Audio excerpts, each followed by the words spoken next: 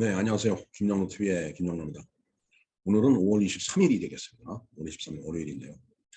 음, 오늘도 뭐 사실은 그 날짜를 쭉 확인해 보니까 특별히 기념할 만한 그런 기념일은 이제 없는 그런 날이 되겠습니다. 그런데 오늘의 소사를 쭉 살펴보다 보니까 오늘이 바로 임진왜란이 일어난 날이더라고요. 임진왜란, 이거 참 조선 중기의 이제 우리나라 이 한반도에 엄청난 그 영향을 끼친 그 전쟁인데, 그래도 이제 그 의미를 한번 되새겨 볼 필요가 있지 않을까 해갖고 방송을 마련했습니다. 오늘은 임진왜란에 대해서 간략하게 좀 알아보도록 하겠습니다.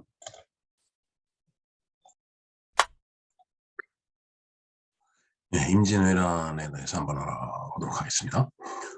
날짜를 볼까요? 1592년, 즉 임진년이 되겠습니다. 5월 23일, 음력으로 4월 13일부터 1598년 12월 16일, 음력으로 11월 19일인데 대체적으로 6년 한 반 정도, 6년 6개월 정도 전쟁을 했네요. 전쟁을 벌린 장소는 우리나라 한반도였죠. 이제 결과적으로 봐서는 이제 일본이 이제 철군을 했고 조명연합군의 최종 승리다 이렇게 돼 있는데 참 뭐라 그럴까요? 참 부끄러운 얘기입니다. 조명연합군의 최종 승리. 잔뜩 얻어 터지고서 어떻게 겨우 그냥 물리치고서 그 얻어 터지면서도 서로 내부적으로 싸움하고, 그리고 아주 쉽게 얘기하면 이순신 장군을 갖다 가둔 적이 있었잖아요. 그 바람에 이제 백의종군이라는 말이 나오기도 했지만은, 조명연합군의 최종 승리, 이게 참 결과론적으로 말은 맞지만은 진짜 부끄러운 얘기죠. 그런 일을 다 안 당했으면 됐을 텐데. 참. 자, 교전국을 보겠습니다. 조선과 명나라와 일본이 관련된 전쟁이죠. 조선은 이제 선조가 그때 이제 임금이었고, 일본은 도요토미 히데요시, 풍신수길입니다. 지휘관은 이제 조선은 선조와 왕세자 이혼 이렇게 돼 있는데, 선조와 왕세자가 이혼을 했다는 얘기가 아니고 선조와 왕세자 이혼, 즉 그 광해군이죠. 광해군이 임진왜란 때 열심히 이제 싸웠던 걸로 다 알려져 있습니다. 그다음에 이제 지휘에 보면은 이제 유성룡이 나오네요. 징비록을 쓴 그 유성룡이죠. 이항복도 나오네요. 그다음에 이제 중앙군에 보면 이제 권율 장군, 그다음에 신립 장군. 글쎄요, 신립 장군이 이제 그 충주 탄금대에서 이제 배수진을 치고서 싸우다가 이제 거기서 이제 전사를 했죠. 중앙은 그렇고 지방은 여러 이제 장군들이 이제 있습니다. 그리고 이제 권율 장군 빼고는 잘 모르겠습니다. 정발, 김시민, 네, 이 김시민 장군도 유명하죠. 진주 목사. 네. 진주하면 또 이제 남강에 외장을 껴안고 떨어져 죽은 그 논산, 아니 논산, 논개가 있죠. 논개. 그 논개가 떨어진 그 정자를 저도 한번 가봤었는데 참 대단한 그 기생이었습니다. 조선의 기생이었습니다. 예. 야, 드디어 이제 수군에 이제 이순신 장군이 나오네요. 그다음에 원균, 참 이상한 이름들이 많이 있습니다. 그다음에 이제 의병으로 곽재우, 조헌, 사명당, 김덕령, 고경명, 이준. 예. 글쎄요. 곽재우, 조헌, 사명당, 이 세 이름은 귀 아주 익은데 이분들은 그렇게 귀에 익지 않습니다. 이제 명나라에서는 이제 그 황제가 만력제가 이제 그때 당시 황제였다라는 얘기죠. 예, 여기 이제 이여송이 나오네요. 이여송, 신유경도 나오고, 양호. 이 사람들 양호했을 텐데 어떻게 장세작, 우리가 세작은 간첩 물세작이라고 하죠. 참 이름도 참. 그러다가 이염에 이여백 나온 걸로 봐서 이여송 같은 형제 아닌가 하는 생각이 듭니다. 일본은 이제 그 도요토미 히데요시죠. 소위 그 풍신수길입니다. 풍신수길이에요. 이 길하다 할 때 이 길자 이걸 요시라고 읽죠. 그 풍자, 그 풍자를 도요로 읽습니다. 그래서 풍전 써놓고 도요다라고 있죠. 도요다 자동차 있죠. 예. 그 회사 이름입니다. 예. 그다음에 이제 이 밑으로 보면 독구가와 이에야스가 있네요. 우리말로 덕천가광입니다. 예. 그걸 독구라고 이제 음독을 하죠. 그다음에 내천자를 가와라고 합니다. 그다음에 집가자를 이에라고 있죠. 강을 야스라고 있네요. 예. 뭐 많이 이제 그 왜군 쪽에서도 이제 장군이 있습니다. 근데 일군 사령관이 이제 고니시 유키나가예요. 예. 소서 행장입니다. 작을 소자. 그거를 고라고 있죠. 쇼라고도 뭐 읽을 것 같습니다. 그 다음에 서쪽 그걸 이제 니시라고 하죠. 싱하시 니시, 후유, 아이고 다 까먹었네요. 동서는 무기였는데. 그 다음에 육기 나가. 네?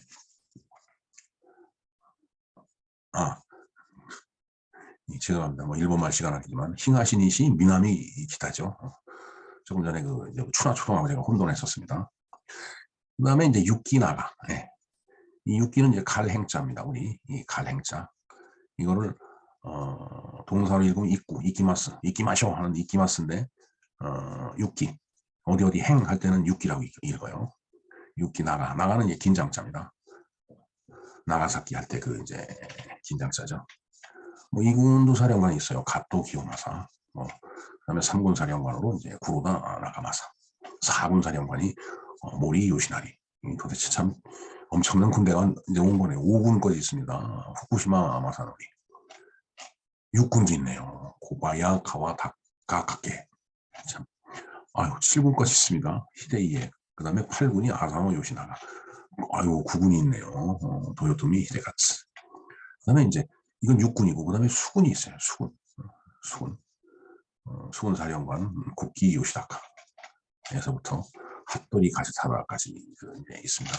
이렇게 많은 그 병력이 이제 조선을 이제 침략을 한 거죠.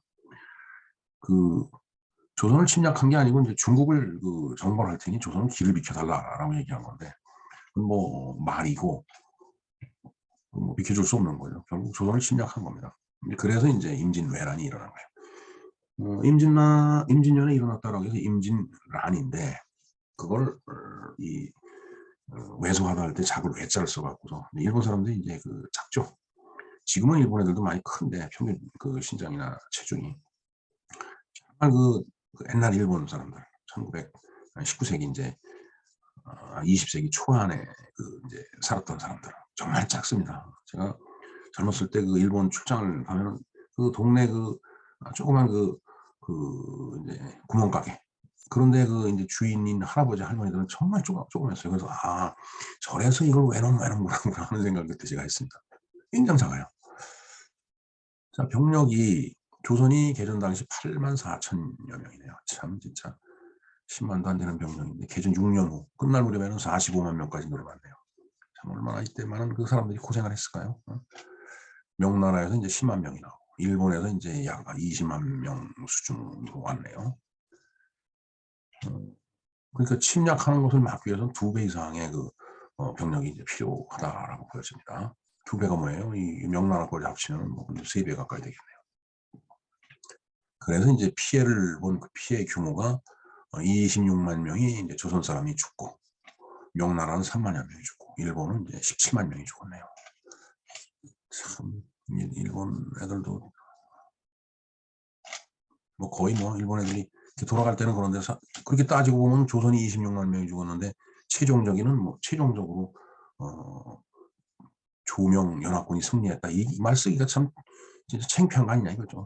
박말로에서 쪽팔린 거 아니냐 이거예요. 자, 임진왜란은 1592년에 일본의 도요토미 정권이 조선을 침략하면서 전쟁이 발발했죠. 그래서 1598년까지 이어진 전쟁이다. 횟수 7년간 치른 전쟁입니다. 그 다음에 이제 1597년에 2차 침략을 하는데 그걸 이제 정유년에 일어났고 다시 제자를 써서 정유재란이라고 이제 부르기도 하다라고 얘기를 하죠. 물론 다 합쳐갖고서 임진왜란으로 봤을 때 6년 반, 7년에 가까운 세월 동안 양국이 전쟁을 했습니다. 임진왜란 조선과 일본뿐만 아니라 명과 여진족 등 동아시아 전체에 큰 영향을 미쳤다. 당연히 큰 전쟁을 치르고 났으니까 뭐 영향이 없을 수는 없었을 겁니다. 이 결과 조선은 경복궁과 창덕궁 등 2개의 궁궐이 소실되었고 인구는 최소 100만 명 이상 감소했으며 조선 인구가 그러네요. 경작지가 3분의 2 이상이 황폐화되는 큰 피해를 입었다. 엄청나게 큰 피해입니다. 경작지 3분의 2면 전쟁 끝나고 뭐 먹고 살았을까요? 정말. 저 때도 초근 높이로 살지 않았을까요? 그러면서도 고관 대작들은 아주 기름진 음식을 먹었을 거라고 추정이 됩니다. 그래서 이제 권력이 좋은 거죠. 네.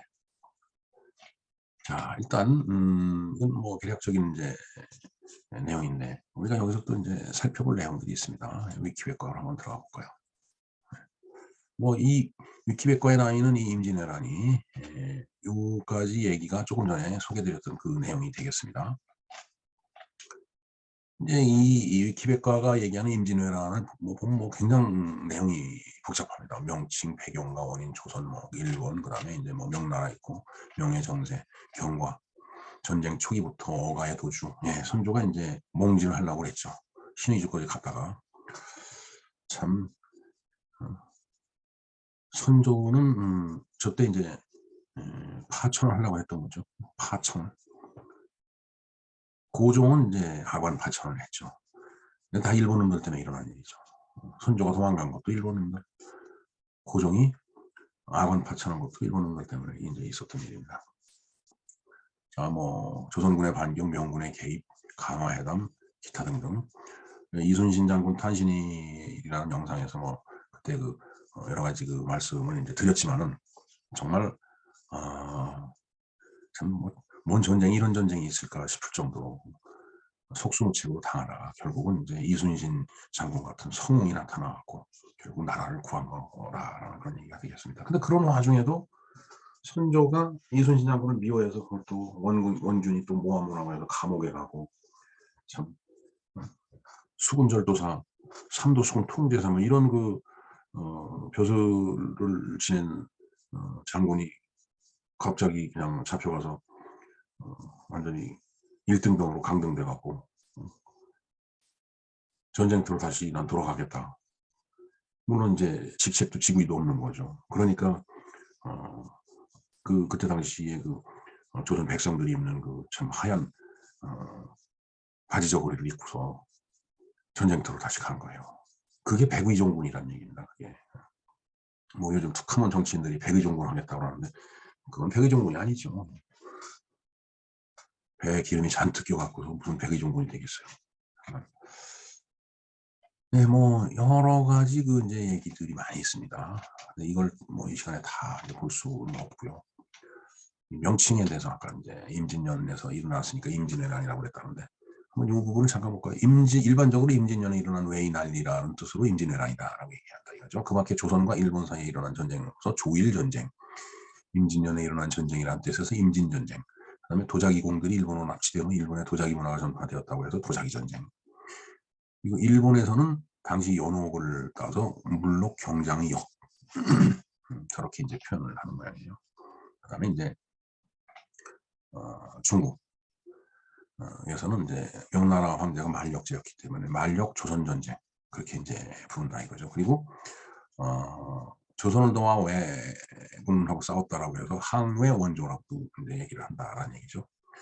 그다음에 조선 민주주의 공화국 참 이 위키백과 마음에 안 듭니다. 이건 저기를 얘기하는 거죠. 북한에서는 임진조국전쟁이라고 얘기를 한다 이거죠. 임진조국전쟁. 그 밖에 이제 아까 이제 정확히 6년 반이라고 했는데 해수 7년이니까 7년 전쟁이라고도 이제 부른다. 그런 얘기가 되겠습니다. 자, 배경과 원인에 보면 당시 조선의 정치 상황은 뭐 이제 뭐 엉망진창이었죠. 4대 4와 뭐 이런 그런 그 이제 맥락 속에서 이해를 해야 될 그런 뭐 살인파가 집권하고 뭐 기타 등등. 이 참 살인파라고 하는 것도 보면은 살인은 전원의 살림에서 유학을 공부하던 문인 학자로 15세기 이후에 조선 중기 중앙정계를 주도한 정치 집단이다. 고려 말기의 유학자 길재가 은퇴하여 고향에서 후진양성에 힘쓴 결과 영남 일대는 그 제자가 많이 배출되어 조선 유학의 주류를 이루었는데 그거에 이제 반대되는 게 바로 이제 훈국화였죠. 하여튼 이 살인파와 이제 훈국화 이들의 싸움 4대 사화 뭐 이게 바로 직결되는 그런 정치 집단이 되겠습니다. 사실은 임진왜란에서 이제 아주 우리가 신경 써서 봐야 될 부분이 바로 이 통신사입니다. 통신사에 대해서 한번 보도록 하겠습니다. 도요토미 히데요시는 제차 스시마국, 지금 대마도죠. 슈고 다이묘 소 요시토시를 이용하여, 참 복잡하네요. 조선의 교섭을 청하였는데 그들은 명나라와 4대 외교를 하고 싶어 하였다. 이에 조선이 조정에서는 오랜 논의 끝에 1590년 임진왜란이 일어나기 2년 전이네요. 일본의 요구에 대한 응대와 더불어 일본의 실정과 히데요시 저희를 살피고자 서인 황윤길과 통신사 황윤길을 통신사로, 동인 김성일을 부사로, 그리고 허성을 서정관으로 파견하여 일본에 이제 보낸 겁니다. 그러니까 참 통신사를 구성을 해도 어떻게 하나는 서인이고 하나는 동인이고 이렇게 구성을 했을까? 참. 자, 1591년 음력 3월 통신사 편에 보내온 도요토미 답서에는 정명가도 정을 정복하려 할 테니 길을 좀 빌려달라 이런 얘기예요. 정명가도의 문자가 있어 그 침략 의도가 분명하였으나 통신사와 부사의 의견은 일치하지 않았다. 당시 점사 황윤길은 반드시 유병화가 있을 것이다. 유병화라고 하는 건 뭐예요? 어떤 군사에 의한 그 화, 바로 전쟁이 있다는 얘기죠. 전쟁이 있을 거다라는 그렇게 보고를 했는데, 반면에 김성일이는 그런 정황이 없는데 황윤길이 장악에 아뢰어 민심을 동요시킨다라고 주장을 했다는 겁니다. 참 말이 안 되죠. 설사 일본 애들이 그런 움직임이 없었더라도 이건 사실 국제적인 관계잖아요. 언제든지 이제 세력이 커지면 침략할 수 있기 때문에 저런 그 정파가 다른 사람을 한 팀으로 묶고 갖고서 참 정탐을 하러 파견을 보낸다는 게 말이 돼요. 그러니까 조국이라는 말을 안 쓰기로 했는데 죄송합니다.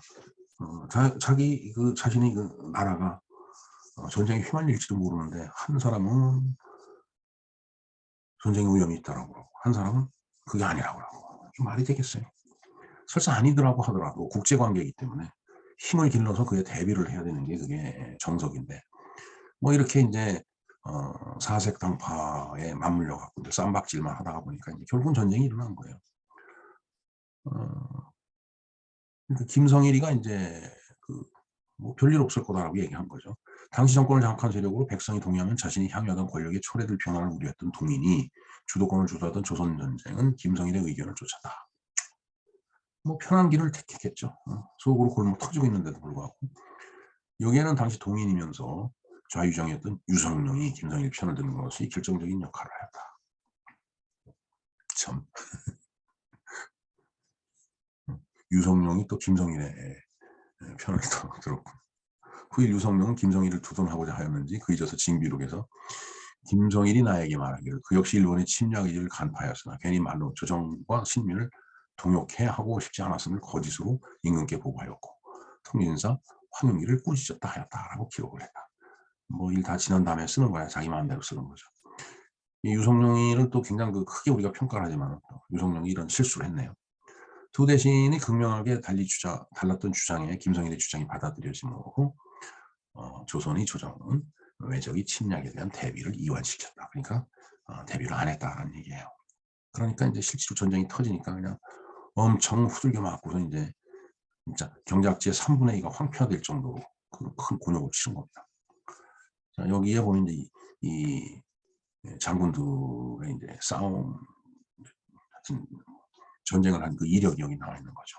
이순신, 신원균, 뭐 기타 등등. 조선 초 국방 체계, 뭐 이런 역사적인 사실을 일일이 다 뭐 이 시간에 말씀을 드릴 수는 없습니다. 어찌됐든 이렇게 해서 결국은 그때 초토화가 됐다 되겠습니다. 많은 그 얘기들이 이제 이렇게 있는데 일일이 다 말씀을 드리기는 어려울 것 같습니다. 자, 그다음에 도요토미 히데요시 거성 오사카성이네요. 오사카성. 이 지금도 그 일본 오사카성, 그 오사카성이 바로 이거죠. 일본에 지금 가면 이 지금 아직 있습니다. 이게 그 주변이 물이에요. 그러니까 이제 이렇게 침략자들이 왔는데 바로 성에 올라가려니까 물을 건너가야 되니까 좀 주춤하겠죠. 그 사이에 이제 반격도 가능하고 또 물을 건너가는 것 자체가 그렇게 쉽지가 않았었으니까. 이 오사카성은 뭐 여러분 지금도 가시면은 요 모습 그대로 볼 수 있습니다. 자, 그다음에 이제 도요토미 히데요시 풍신수길이가 여기에 이제 있네요. 참 정말인지 이런 모르지만 옷도 참 희한뻑적합니다. 여기 이제 예수회 뭐 있죠. 이렇게 그 십자가에 이렇게 둥그런 그런 그 깃발을 들고 이제 뭐 왔다라고 이제 그런 내용의 어떤 영상 같은 것을 이제 제가 본 적이 있었습니다. 근데 그게 그 하나님을 뜻하는 거라고 제가 기억이 됩니다. 네. 자, 그 다음에 이제 뭐 하여튼 이제 전쟁을 서로 한 내용이 여기 쭉 그 이제 기록이 돼 있네요. 하여튼 요 주소를 갖다가 제가 노트에 링크를 걸어 놓을 테니까 한번 꼭 한번 읽어봐 주시기 바랍니다. 네. 네, 이렇게 해서 우리가 간단하게 임진왜란에 대해서 우리가 이제 공부를 해봤는데 사실은 이제 오늘 5월 23일이 임진왜란의 발발일이다 이거예요. 뭐 끝난 날은 12월 16일이니까 임진왜란이 일어난 날이기 때문에 특별히 기념할 날은 없지만 우리가 좀 생각할 필요가 있다 싶어갖고 이 날에 대해서 우리가 알아보았습니다.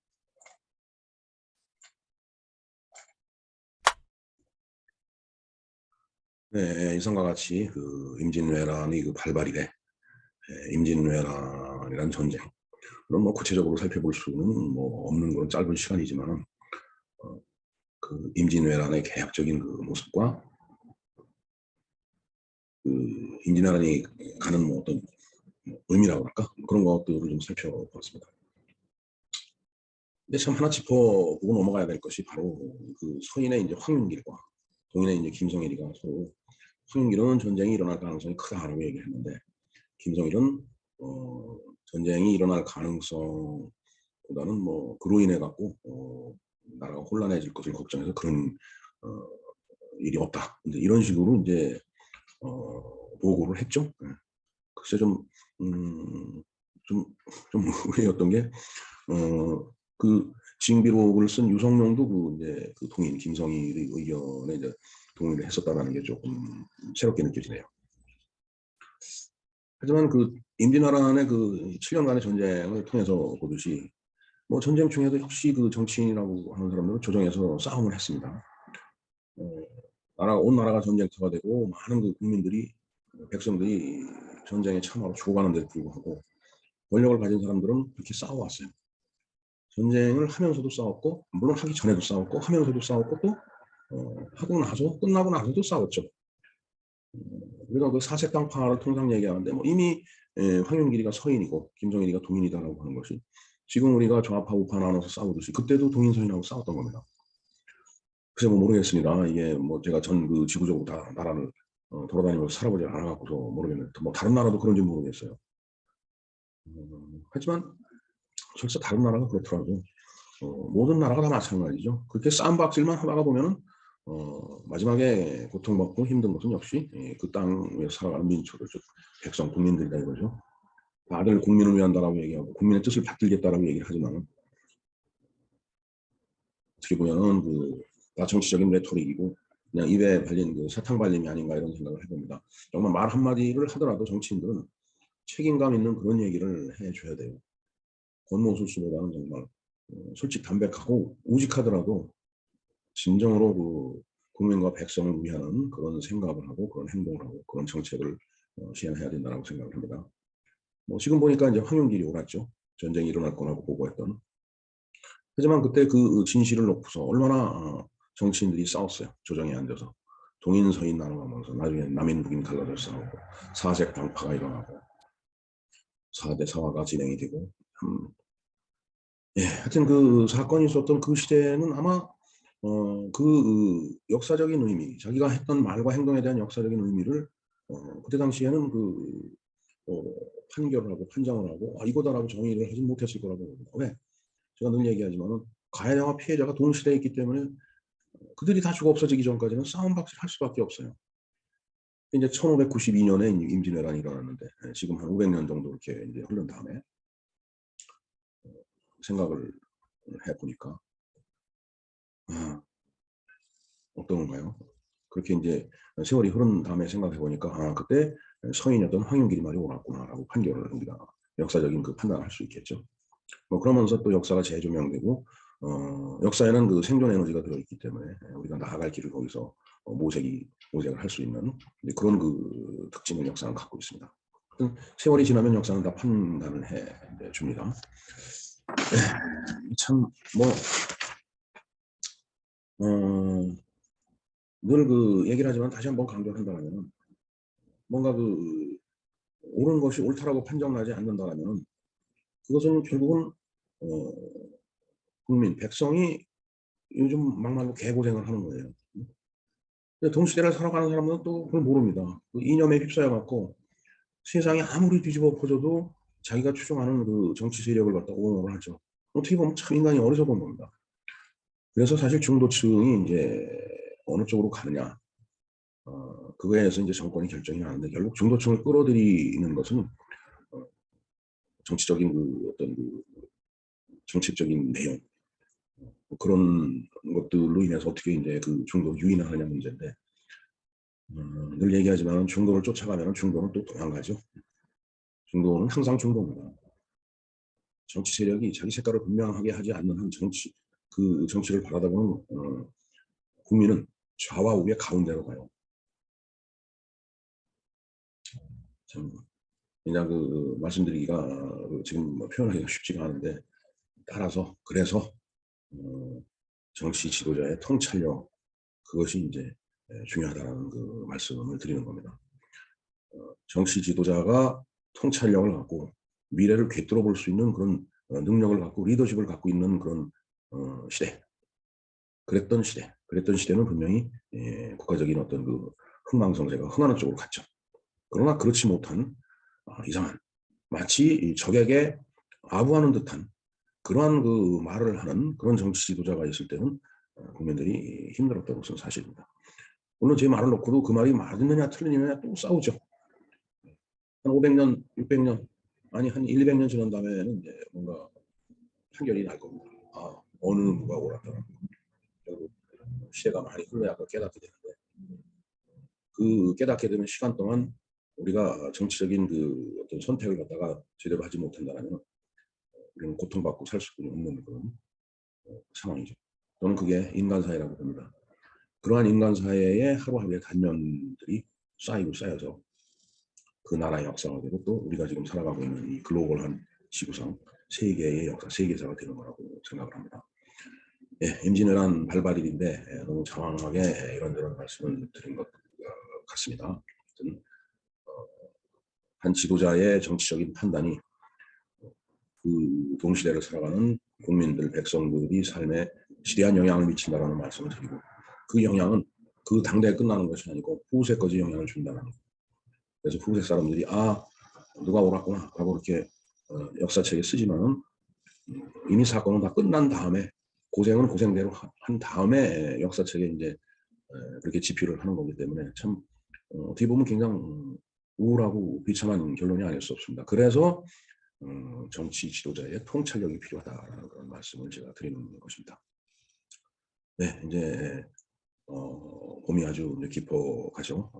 이제 여름으로 이제 향해 가는데 더워지는 날씨에 건강 유의하시고 하루하루 즐거운 삶을 살아가시기 바랍니다. 예, 이상 김영로 TV의 김영로였습니다. 감사합니다.